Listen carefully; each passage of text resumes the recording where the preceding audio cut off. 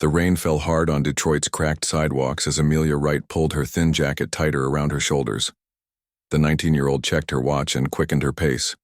Her feet ached after standing for 8 hours straight at Joe's Diner, but she couldn't afford to be late for her evening class at the community college. Amelia had always been good with numbers and machines. Even as a child, she would take apart old radios and clocks just to see how they worked. Her parents had encouraged her dreams of becoming an engineer before the floods of 2047 took them both. Now it was just her and Grandma Rose in their small apartment on the east side. Life wasn't easy in 2050. The climate disasters of the past decade had left much of coastal America underwater, and Detroit had absorbed thousands of refugees. Jobs were scarce and competition for education was fierce. Amelia considered herself lucky to have gotten a partial scholarship, even if it meant working double shifts to cover the rest of her expenses. She ducked under the awning of a boarded-up storefront as the rain intensified. Lightning flashed across the darkening sky, illuminating the mostly empty street. Most people had enough sense to stay inside during these increasingly violent storms. Amelia checked her bag to make sure her textbook hadn't gotten wet. Her advanced physics materials were borrowed, and she couldn't afford to replace them as she prepared to continue her journey. Something caught her eye. An old man huddled in a doorway across the street, his thin frame shivering despite the layers of worn clothes. He didn't have the usual collection of bags that marked the city's permanent homeless. There was something different about him. Perhaps he was newly displaced. Amelia hesitated. She would be cutting it close to make her class, and she had learned long ago that the city would take whatever kindness you offered and demand more. But something about the old man's dignity, the way he tried to make himself smaller in the doorway rather than beg, touched her. With a sigh, she crossed the street, splashing through puddles that soaked through her already damp sneakers. "Hey, there," she said, keeping a respectful distance. "You picked a bad day to be caught in the rain." The man looked up and Amelia was struck by his eyes, a clear, intelligent blue that seemed at odds with his current situation. His dark face was lined with age, but those eyes seemed young. "Indeed I did," he replied, his voice surprisingly strong and clear. "My own fault. I'm afraid I lost track of time." Amelia nodded. She understood what it was like to get lost in thought. Opening her bag, she pulled out her lunch, a simple sandwich wrapped in paper. She'd been saving half for her dinner break between class and her night shift delivering packages, but "Here," she said, holding out half of the sandwich. "It's not much, but it's better than nothing." The man studied her face for a long moment as if searching for something. Then he smiled and accepted the offering. "Thank you, young lady. May I ask your name?" "Amelia. Amelia Wright." "Pleased to meet you, Amelia Wright. I'm Leon." He took a small bite of the sandwich, chewing thoughtfully. "Just Leon? No last name?" Amelia asked with a small smile. "Just Leon. For now," he replied with a hint of mystery. "This is good. Did you make it?" "Yeah. Nothing fancy, but Grandma Rose taught me how to stretch ingredients without losing flavor." Leon nodded appreciatively. A valuable skill these days. The rain began to ease slightly, and Amelia glanced at her watch again. She would definitely be late now, but Professor Garcia was usually understanding.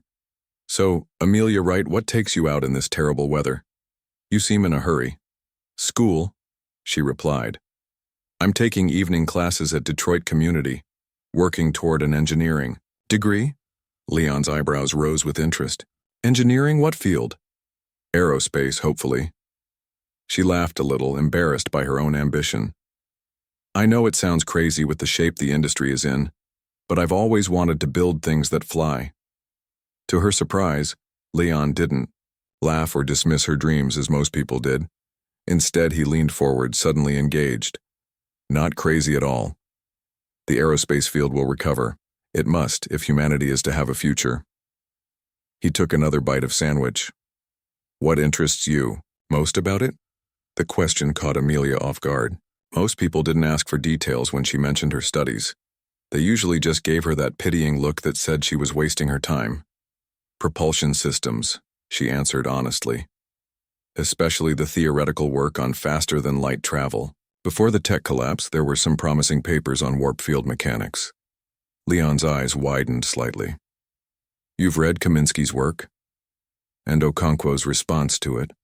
Amelia nodded, surprised he knew the reference. Their debate on the energy requirements was fascinating. Indeed it was. Most people missed the importance of Okonkwo's calculations on the boundary conditions. Amelia stared at him in amazement. This wasn't the kind of conversation she expected to have with a stranger, in a doorway. You know physics? Leon smiled mysteriously. I know many things, Ms. Wright. I've had a long time to learn. A police drone buzzed overhead, its lights flashing blue in the rain. Such patrols were becoming more common as the city struggled with increasing unrest. I should get going, Amelia said, suddenly aware of how odd they must look. A young black woman chatting with an elderly man in a doorway during a storm. Will you be okay? Is there somewhere you can go? Leon nodded. Don't worry about me. I've survived far worse than a little rain. He held up the remains of the sandwich in a small toast. Thank you for the food and the conversation.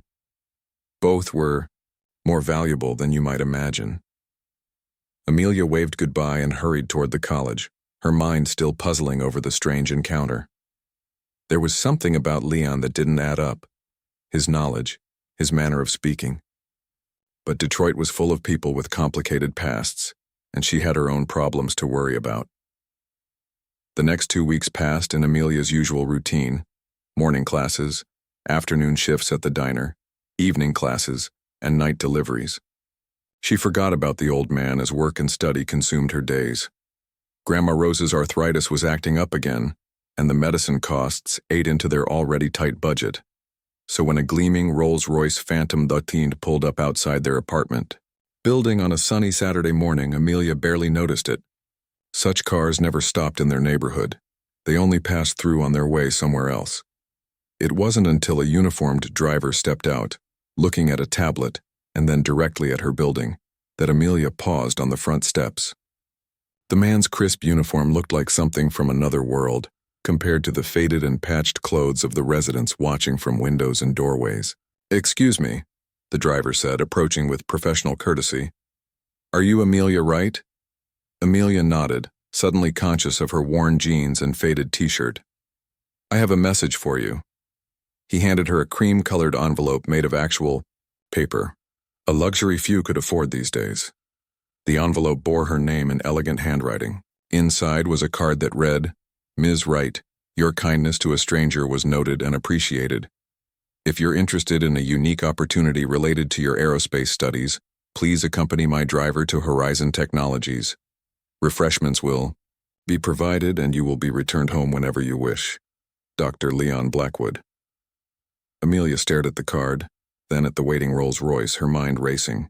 Horizon Technologies was the most advanced research company in the world, responsible for breakthrough communication systems and rumored to be working on interstellar technologies.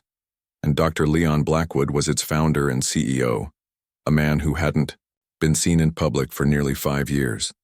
The same man who had eaten half her sandwich in a rainy doorway 2 weeks ago. Amelia stared at the Rolls-Royce, her heart pounding. This had to be some kind of joke. Why would one of the richest men in the world disguise himself as a homeless person? And why would he be interested in her? Miss? The driver stood patiently. Do you need time to consider the invitation? Grandma Rose appeared in the doorway behind her. Amelia? What's going on out here? Amelia handed her grandmother the card. Rose's eyes widened as she read it, then looked at the luxury car. Horizon Technologies. Child, do you know what this means? It could be nothing, Grandma, or it could be trouble. Rose handed the card back and straightened Amelia's collar. Or it could be the opportunity you've been working for. Your parents would tell you to go. After a moment of consideration, Amelia nodded. I'll go, but I'll call you every hour to let you know I'm safe. The interior of the Rolls-Royce smelled like real leather, another rarity in a world where most animal products were strictly regulated. As they glided through Detroit's broken streets, Amelia watched her familiar neighborhood give way to the revitalized downtown area, where the wealthy lived in climate-controlled comfort. They passed through 3 security checkpoints before reaching Horizon Technologies headquarters, a gleaming tower of glass and steel that seemed to touch the clouds. Amelia had only seen it from a distance before, a symbol of wealth and innovation that seemed as unreachable as the stars she dreamed of exploring. Inside, the lobby was surprisingly simple. No gold or flashy displays, just clean lines and functional elegance. A young man in a simple suit approached. "Ms. Wright? I'm Alan, Dr. Blackwood's assistant. Please follow me." They entered an elevator that had no buttons. Alan simply said, "Executive level," and the elevator began to rise smoothly. When the doors opened, Amelia followed him down a hallway with windows overlooking the city. Detroit looked almost beautiful from this height, its scars hidden by distance. Alan stopped at a door and gestured for her to enter. "Dr. Blackwood is waiting inside." The office was large but not extravagant. One wall was lined with books, real paper books. Another displayed what looked like engineering diagrams. And sitting in a simple chair by the window was the same. Old man Amelia had met in the rain, though now he wore a well-tailored suit instead of ragged clothes. "Ms. Wright," he said, standing to greet her. "Thank you for coming." "Dr. Blackwood," she replied, still not quite believing this was real. "Or do you prefer Leon?" He smiled. "Leon is fine. Please sit down. Would you like something to drink? Water? Tea?" "Water, please." Her throat felt suddenly dry. As Leon poured water from a pitcher, Amelia gathered her courage. "Why did you pretend to be homeless? Was it some kind of test?" Leon handed her the glass and returned to his seat.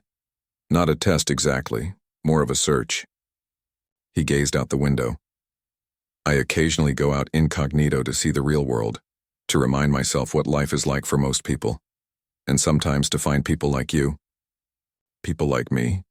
People with kindness and intelligence, people who help others expecting nothing in return." He turned to face her directly. "Do you know what Horizon Technologies does, Amelia?" "You build advanced communication systems." "There are rumors about space technology too." Leon nodded. "The rumors are true, but our greatest achievement has been kept secret from the public."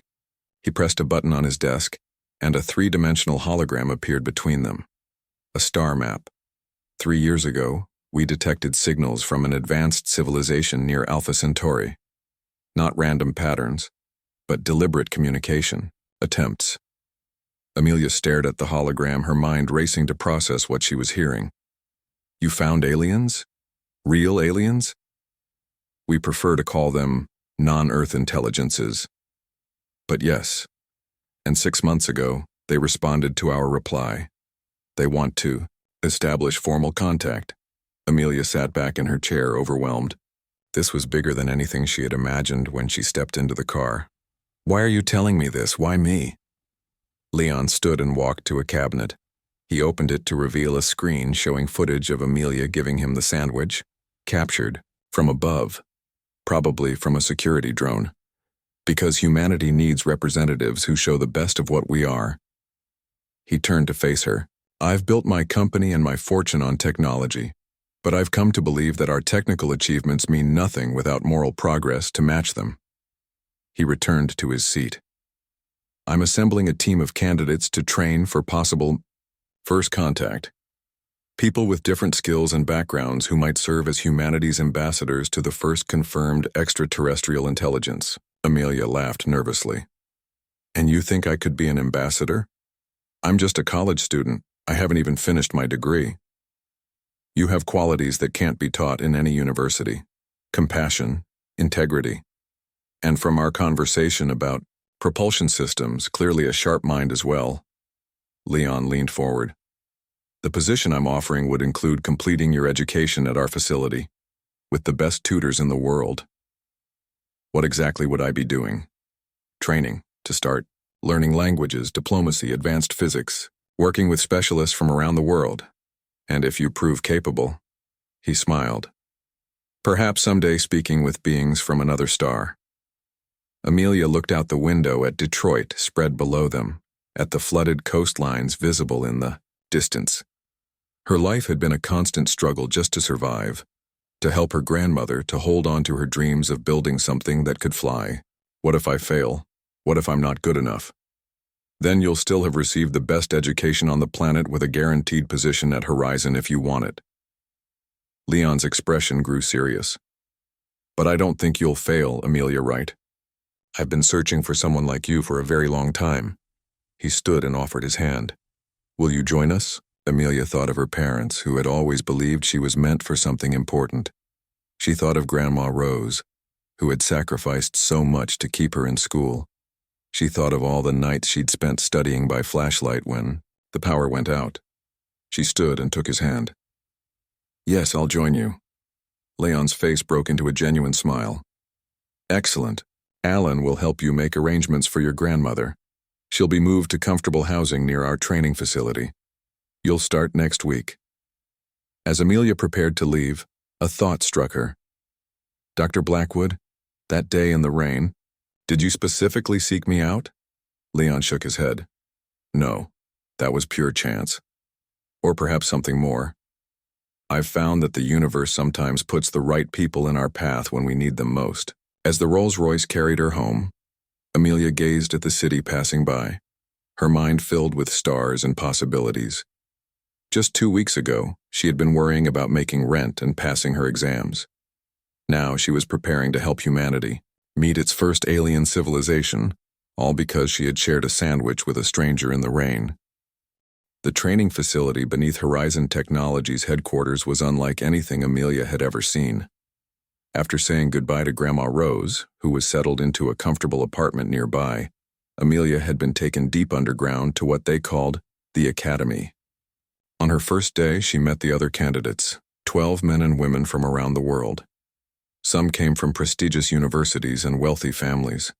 Others, like Nathan Garcia, a linguistics expert from New Mexico, had been found through methods similar to her own.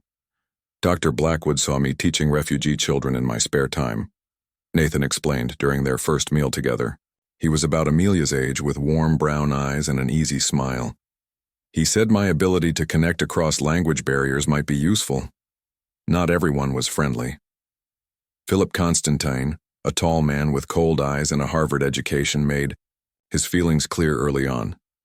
Some of us have been preparing for positions like this our entire lives, he said, looking directly at Amelia during their first group meeting. Others seem to have gotten lucky with charity cases. Dr. Sandra Lynn, the program director, had silenced him with a look. Luck had nothing to do with any of your selections. You are all here because Dr. Blackwood and our team believe you have something valuable to offer. The training schedule was intense. Mornings were filled with physical conditioning and health monitoring. Afternoons focused on specialized education, advanced physics and engineering for Amelia, along with required courses in diplomacy, xenobiology, the theoretical study of alien life, and interstellar law. The technology they had access to amazed Amelia daily. The holographic classrooms could simulate any environment, from the surface of Mars to the theoretical atmosphere of the Alpha Centauri planet, where the aliens, the Vexari, as they called themselves, were believed to live. The public has no idea how advanced we really are, whispered Laura Ose, an astrophysicist from Ghana during a simulation. These systems are decades ahead of what's commercially available. They have to be, Nathan replied. The Vexari are at least a century ahead of us technologically. We're playing catch-up. Amelia learned that the aliens had technology that could potentially help Earth recover from climate catastrophe and resource depletion. Their message had included offers of scientific exchange if humans proved themselves worthy partners. That's why this program exists, Dr. Lin explained one day. The Vexari want to know who we are as a species before they share their knowledge. They've been watching our broadcasts for decades. They know our history of war and environmental destruction. They want to see if we've learned from our mistakes. As weeks turned into months, the group of candidates grew smaller. Some dropped out, unable to handle the pressure. Others were eliminated after failing tests or simulations. By the 4th month, only 7 remained. Amelia surprised herself by thriving. The years of juggling multiple jobs while studying had made her resilient. Her natural talent for engineering, now supported by the best education possible, allowed her to excel in technical areas. And her ability to connect with people, a skill honed during years of serving customers at the diner, helped during the diplomatic simulations. She and Nathan became close friends, often studying together late into the night.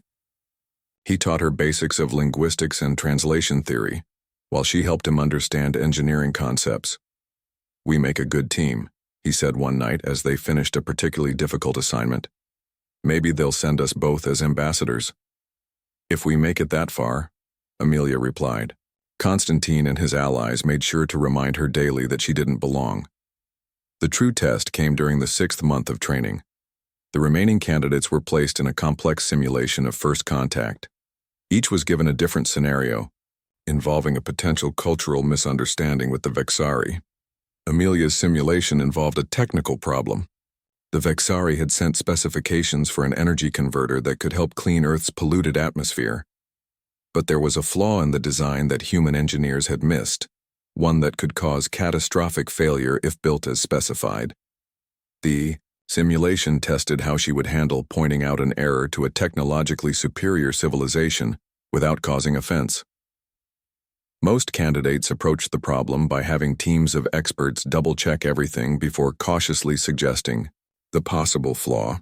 Some, like Constantine, simply ordered the device built as specified, unwilling to risk insulting the aliens. Amelia took a different approach. She studied the Vexari's previous communications and noted their emphasis on collaborative learning. In her simulation, she invited the Vexari engineers to build the converter together with human teams, creating an environment where the flaw would be discovered naturally during the process.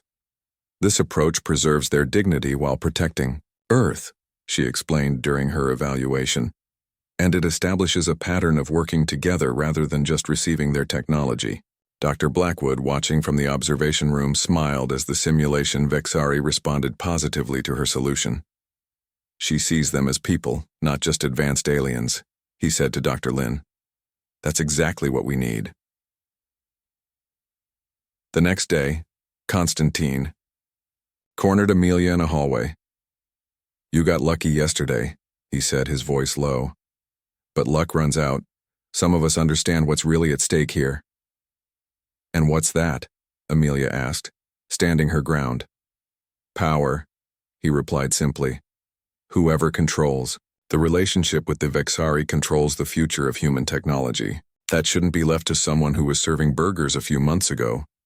Before she could respond, Nathan appeared around the corner. Constantine gave him a cold look and walked away. "What was that about?" Nathan asked. "Nothing important," Amelia said, but she felt uneasy. Something about Constantine's intensity worried her. Her concerns grew the following week when her performance scores in a critical simulation suddenly dropped. The system showed she had made basic mistakes in calculations that she knew were correct. "I don't understand," she told Dr. Lin. "These answers were right when I input them." Dr. Lin frowned and ordered a system check. "Someone modified your responses after submission," she reported later. The system was hacked very skillfully, though there was no proof. Amelia knew it had to be Constantine or someone working with him. Dr. Blackwood reviewed the security footage himself and overrode the failed evaluation. "Be careful," Nathan warned her. "Constantine has powerful friends. His father's company supplies military technology to governments around the world." As the final phase of training approached, only 3 candidates remained: Amelia, Nathan, and Constantine. The tension between them grew as they prepared for the arrival of a Vexari probe that would establish the first direct video communication between species. "This is what we've been working toward," Dr. Blackwood told them. "The chance to speak with them face to face, to show them the best of what humanity can be." What none of them realized was that Constantine had been reporting everything to his father's organization all along, and they had very different plans for humanity's first contact. The day before the scheduled contact with the Vexari probe, tension filled the academy. Technicians rushed through the halls, checking and rechecking equipment. Security personnel stood at every entrance. The world's leaders had been quietly informed, and many had sent representatives to observe from a distance. Amelia couldn't sleep. She stood at the window of her quarters, looking out at the artificial garden created to give underground residents a sense of the outside world. Nathan had helped her prepare a greeting in what they believed was the Vexari language, based on the transmissions received so far. Nervous? Dr. Blackwood asked, appearing beside her. Despite his age and the late hour, he seemed energized. Terrified, Amelia admitted. What if I say something wrong? What if they take offense? They won't. That's why you're here. He placed a hand on her shoulder. Your instincts for communication are naturally good, trust them. A security alarm blared suddenly, making them both jump. Red lights flashed in the hallway. What's happening? Amelia asked as guards ran past. Dr. Blackwood frowned, reaching for his communication device. It beeped before he could use it. Blackwood here. Sir, came Dr. Lynn's urgent voice. We have a breach in Section 7. Armed intruders. Impossible, he replied. Our security, they had inside help, sir. They knew exactly where to go and how to disable our systems. Her voice dropped. It's Constantine. He's working with them. Blackwood's face hardened. Secure the communication center. I'm on my way. He turned to Amelia. Stay here. Lock the door. But as soon as he left, Amelia's communication device beeped with a message from Nathan. Help! C-Wing storage. Trapped. Amelia hesitated only briefly before grabbing her access card and slipping into the hallway. The academy's layout was complex, designed with security in mind. But Amelia had spent hours studying the maintenance systems, partly out of engineering interest, partly because they reminded her of the service areas in the old buildings where she'd worked. She moved carefully through the chaos using service passages to avoid the main corridors where guards and intruders might be fighting. Alarms continued to sound throughout the facility. C-Wing storage was a massive room filled with equipment for the communication center. As Amelia approached, she heard voices. Peering around a corner, she saw Nathan sitting on the floor, hands bound. Constantine stood over him talking to a man in tactical gear. The timing is perfect, Constantine was saying. The Vexari probe enters orbit in 6 hours. By then, we'll have full control of the communication system. And you're sure this will work? The other man asked. The Vexari will respond to strength. My father's coalition has studied all the transmissions. These aliens respect power above all else. If we approach them as equals, they'll dismiss us. We need to present humanity as a unified military force seeking alliance. Nathan spotted Amelia and quickly looked away, not wanting to alert Constantine. But Amelia had heard enough. Constantine and his allies planned to hijack the first contact for military purposes. She retreated and found a maintenance panel. Opening it revealed the environmental control system for C-Wing. With careful adjustments, she triggered the fire suppression system, filling the storage room with dense fog. In the confusion, she slipped in through a side entrance. Guards rushed to investigate the alarm, leaving only Constantine and one guard with Nathan. Moving behind storage containers, Amelia reached Nathan and used a utility knife from her pocket to cut his bonds. This way, she whispered, pointing to the service door she'd entered through. They were almost there when Constantine shouted, "Stop them!" The guard fired, the bullet hitting a container near Amelia's head. She and Nathan ran through the door and sealed it behind them, buying precious seconds. We need to reach the communication center, Nathan gasped as they ran. They're planning to take over the transmission to the Vexari. How many are there? Amelia asked. At least 20. Professional mercenaries. They've been planning this for months. Nathan winced, holding his side where Constantine had apparently hit him. Constantine's father heads a military-industrial coalition. They want exclusive access to Vexari technology. They made their way through the maintenance tunnels toward the heart of the facility. Twice they had to hide as armed men ran past intersections. The communication center was Horizon's most secure area, a massive room filled with advanced technology, designed to reach across interstellar space. When they finally reached the observation deck overlooking the center, the scene below was chaotic. Constantine stood with several armed men, directing technicians who worked under guard. Dr. Blackwood lay on the floor, blood staining his shirt from what appeared to be a shoulder wound. Dr. Lin knelt beside him, applying pressure to the injury. "They've taken control," Nathan whispered, "and the Vexari transmission is scheduled to begin in 20 minutes. Amelia surveyed the room, her mind racing. "We need to alert security. Communications are jammed inside the facility. That's why they couldn't call for backup." Looking around the observation deck, Amelia spotted the environmental control panel. "I have an idea. Those systems are on separate networks for safety reasons." Using her maintenance access, she logged into the system. "When I was studying the facility designs, I noticed something. The communication center has special atmospheric controls to protect the equipment. If I trigger a pressure warning, it should automatically alert external security." With quick movements, she created a false reading in the system. Seconds later, alarms sounded and security doors began to close automatically.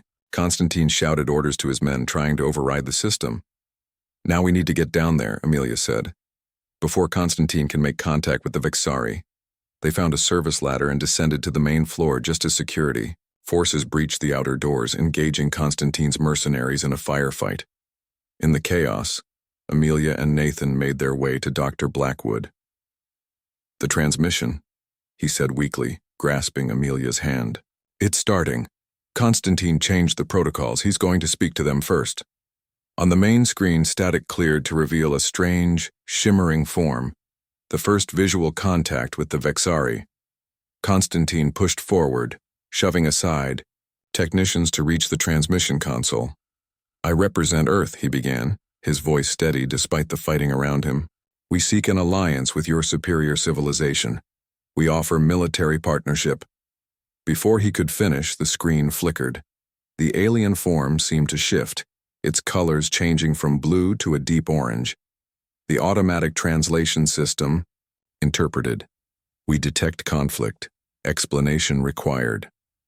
Constantine tried to continue, but a security officer tackled him to the ground. The transmission wavered, threatening to end entirely. In that moment, Amelia made a decision that would change humanity's future forever. Amelia pushed past the security officers, ignoring their shouts as she ran toward the transmission console.